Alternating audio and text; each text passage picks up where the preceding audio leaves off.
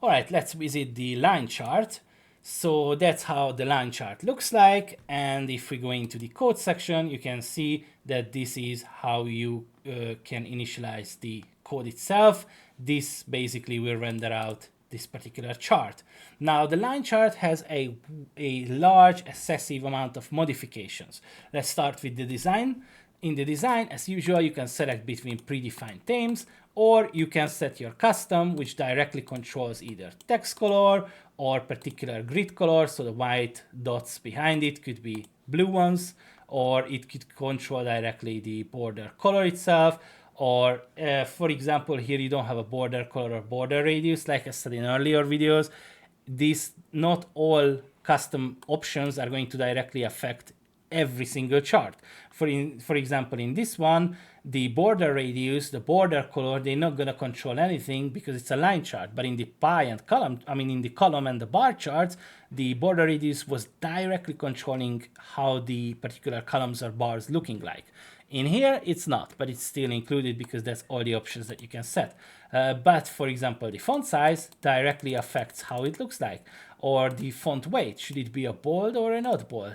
This only shows if you say show values, you see? Now you can set it to normal, or you can set it to bold, and it's directly gonna affect, or the font family, whatever family you want to set your font to. So again, not everything will have effect on the chart, but most things are, and it depends on which chart you're initializing. Let's set back to default. So chart mode, you can initialize with a single or multi-series, meaning either multiple lines go out or a single line goes out. That's what it takes, and the only difference is if you go to the multi-series and we go into the showcode section, then as you can see down here in the data section, you have a particular name which has a data which has as an array different names and values, and then you have another one name which have a data. So like how you initialize the data essentially going to tell if it's multi-series or not, but in this case you also have to add multi-series true or false. If multi-series true, then you have to add the data format like this. Let's go back to here and let's go back to the single series. All right, so the next ones, we are first gonna start here before we go to the zoom. Show curve tensions. So basically this means I can do a curved line or I can do a straight line. If I do a curved line, it will give some curvature naturally into the line itself. Now this defined by 0.7, 0.3, and a curved one is 1.0. Don't go over 1.0 because it's gonna look really bad because it's basically a multiplier and it's gonna get some funky lines if you go above 1.0. And again, this is just you go in here and then basically it says that the tension is 1. You see, point radius, it basically tells you how large the points should be. So if I do large points like this, or it should be low or even non-existing points, right? Line width, how thick the line should be. Should be a very thick line or should be a very thin line. Directly controlling the width of the line right here. Animations should draw out the line really fast like this, or should be a really nice and slow drawing out of the line, a nice animation, or you can just disable completely, and that would mean that it's directly rendering out without any animations itself, right? Okay, so next, dark mode. Of course, it's always supported white and dark mode. Text, fonts, everything changes into black from white the moment you are switching over to dark mode. Fully supported. You can set it in your own application theme control to do so.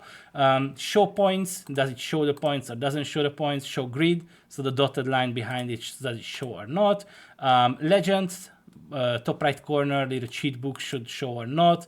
Tooltips, if we hover over, it shows like this, right? But in the tooltips, we also have now a different one, normal or advanced. The normal one basically means you have to go like this in order to actually see those particular points, right? Like this.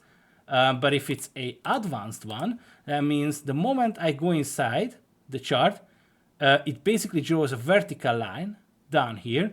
And it says which one you are closest, June or May, right? So if you go like this, as you can see, I can just go like this with my mouse. It's gonna find the closest point to it and it's gonna go over it, right? Depending on the value x. So that's the advanced versus normal. In the normal one, you actually have to go over to visit it. And again, a lot of the other charts are creating different charting templates or plugins just to, like a different line chart, just to have this advanced or normal one. Meanwhile, this should be just a variable difference. Okay, glow effect, it will not control much on the chart, but if you choose some colors, you could have some background glowing effect. We'll fix this. Custom colors, of course, you can set the color of your line, just like this. It could be anything that you like, set a green color, whatever. Use KMBT format, as we discussed in the earlier charts. If we disable this one, it's gonna say 30,000 right here, in here on the top of the dot here, and also if you enable it, then it's gonna say 30k, because in the show code you are sending as a raw value, obviously, because that's how it scales up in the value axis. You're gonna send us raw numerical value, but I'm allowing you to actually customize it, so format it actually, because if you enable this, it's gonna say 40k. If it's above a million, it's gonna say 1M or 2M. If it's above a billion, it's gonna say 1B or 2B. If it's above a trillion, it's gonna say 1T, 2T, 5T. So if you say, let's say, a market cap of stock assets like Apple, you should not write 1 trillion as a number above every data point, but you can do this use KMBT format, and it's gonna say 30k or 50k or 45k, etc. It's a really nice addition basically to format it. Custom axis, so you can prefix and afterfix it just in the previous ones. Now it says 30k, but if I set a dollar here, now it says dollar 30k, right? Or you can do an afterfix spacebar USD, and now it says 30k and USD like this, and also in the label axis gonna show you like this. It's a really cool addition that I allow you to pre and after fix the value itself, because again, you're sending us raw numerical values like this, so you don't have a chance to put a dollar sign or a USD value before or after it. So because of that, you should set a numerical value, but you have an option to pre or after fix or put anything before the value or after the value, as well as format directly. If I enable this, now it says like this. If I enable this, now it's like this. It's pretty cool. Okay, so you also can scale and move on the chart. And what it means, basically, you can grab it and you can move like this, up and down, and the line will accommodate nicely. As you can see, it's full dynamic, right? The value X gonna directly scale accordingly. Now you can't go below 1, or sorry, 0, so it's 1.4k. If I would go like this, now it's 0. I can't move above, below 0, right? Obviously. And now it's not visible anymore. I could go more up, but it's not visible anymore. Okay, so we also have a zoom and a scale. Now what is scale? You can click here and you can basically scale it so the chart itself gets stretched out like this, right? So it's direct scaling option, and why it's needed is because we also have a zoom tool and a show zoom option. Now if you click show zoom, now it's zoomable. You even have a scroll speed multiplier right here. So you can essentially scroll into the chart and move sideways, right? If you enable zoom tool, this gives you a nice tool on the top right here, which allows you to set where you want to be on the chart and allow you to move accordingly, right? Or zoom out like this. It's a nice little zoom tool. If I would start scrolling, I just scroll in, shows you where I'm at currently when I'm moving, right? It's a very handy little tool here. Now this can be, and also a zoom start, a zoom range start and end, which is basically says you have currently 6 data points or 7. Where do you want to start? Let's say you have a yearly historical asset price. If you just want the last week to be focused on when you load the chart, and then of course the user can scroll out, you would set, I don't know, 300 or 250, between 250 and 275, the last 14 days of data, and then it will render accordingly. So let's say I have 6 data points. If I want to show between the 4th and the 6th one, then it's gonna start like this, as you can see here in the end. That's where we start when the chart loads. Or if I say to like this, then sure, show the all of it, or 0 like this. Yes. So basically this tells you that between the first and the last data point, what range you would like to be? You would like to show it by default right here, considering the whole chart itself. That's what it takes, basically. Let's show it a bit excessively. If we scroll down, of course, the usual key features that tell you what you need to know about, what you should use it for, and of course the configurable options. And this is the part where you should really check the configurable options, because the first part is always the design up until the font weight. So this particular part is directly this custom part. So background color, text color, grid color, etc. These are directly represented here in the configurable options right here. Below it, this is all the other customizable options, and now this is excessive. This is way more than the other charts, because this is a more excessive chart. And in here, you will find values that are not present in the demo page.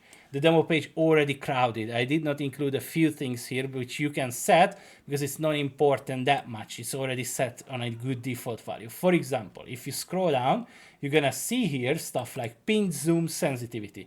Now this directly controls the responsiveness of the pinch to zoom gestures on touch devices. So Android and iPhones, it shows you how sensitive the zooming feature on pinching is, and this is on 0.05 by default, but you can set the multiplier to your liking, so it's a bit more faster, more responsive zooming or less responsive zooming. Or for example, move speed multiplier, which is 1.0, a healthy value, but you can set this, and what this does, this is basically controls how, let's zoom in like this, how fast this movement, so this one right here, how fast this happens. Is it a fast one or is it a small one? So that's why I said in the earlier chart tutorials, you should always come here and check the configurable options, because you might see some stuff, in this case these two particular stuff, that's not included in the demo page because these are set to a healthy default value, but you can control if you would like to. And now let's check an example line chart with a large data set. This is Bitcoin price from 2023 up until 2025 January this year, right? Bitcoin price. Now this is loaded in this line chart directly with all the features enabled, such as the zoom one, so we can zoom in, we can move with the zoom like this accordingly. We can extend on the left side, extend on the right side, or just simply move it like this. Now we can also scale. Let's click here and then let's extend the chart like this, and then now we have to move it accordingly, right? So we can zoom, we can scale, we can move, we can do whatever we want. Complete control over the chart, right? So really, I mean, it's this lightweight line chart plugin, but still I'm loading in 2 years of Bitcoin price and it's still fast, responsive, I can still move accordingly. It's really lightweight and really fast and good, and all the vertical and value axes all going to scale up accordingly. It's a really, really nice one, and it has now advanced tooltip, meaning wherever I go with my mouse, it's always going to find the closest data point accordingly. So that's how a large data set looks like. If we zoom out, now we need to scale back too, like this. Zoom out, let's scale back again. And now we are kind of in the original section, right? That's how it looks. Line chart with advanced features. And of course, here I tell you how is a single line of data or a multi-series should be initialized with data structure tips. And of course, then you can download the library, the core, the line component, or the whole one as it is. That's it for the line chart. Let's move to the area chart. Now in the area chart, I'm gonna take it as one video. It's exactly the same as the line chart, just the only difference is the filling, right? So it has a fill below it, that's why it's an area chart. It also has a single and a multi-series, just like in the line chart. But in this case, the only difference is that it has a fill. Now the fill opacity can be set, of course, so it could be a 10% opacity or it could be 100% opacity, up you like. And again, you can set the curve tension, you can set the point radius, how big it should be, the line width, how thick lines should be. Everything is exactly the same as the previous one. The difference is the filling itself, where you can set the opacity, and in the custom colors you can also set the color of the line separate from the filling itself. So it could be a red filling accordingly. Same with the multi-series, right? So if we scroll down, because again, everything else is the same as the line one, the only difference it has filling with opacity and a custom color control on the filling itself. But other than that, same situation, same customizable options, same configurable options. And when you scroll down, I show you how that particular Bitcoin price looks like, but instead of a line chart, on an area chart, same exact thing. Advanced tooltip when I go over, we can zoom in, we can zoom out, we can move this to the left, move this to the right, we can move on the chart, we can scale it up, scale it down accordingly, or we can just directly move the chart itself. Complete control over how your charting experience looks like. Again, showing you how the single and the multi data initialization works accordingly. And basically that's it for the line and the area chart. On the next one, we'll go over the candlestick.